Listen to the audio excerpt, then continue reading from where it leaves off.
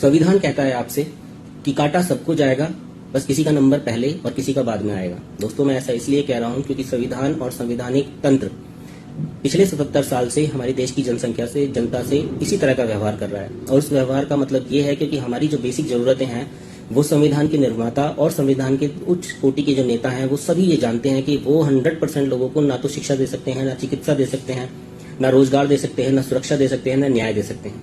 और ये सारी जरूरतें हर इंसान की बेसिक जरूरतें होती हैं। इनके बिना जीना किसी भी इंसान के लिए संभव नहीं होता।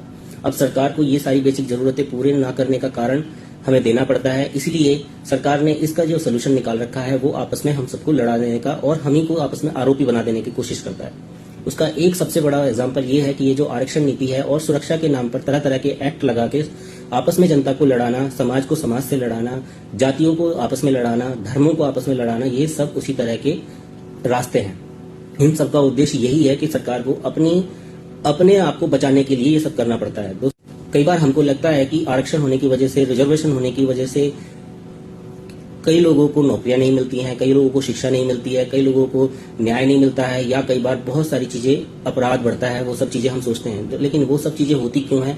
क्या सरकार का 100% लोगों को न्याय देने का जिम्मेदारी नहीं है? क्या सरकार के ऊपर जिम्मेदारी 100% लोगों को शिक्षा, चिकित्सा, रोजगार, सुरक्षा, न्याय, उनके ऊपर पूरी जिम्मेदारी है? लेकिन वो उस जिम्मेदारी को अपने ऊपर से टालने के लिए लोगों के बीच में इस तरह की लड़ाई लगा देते हैं।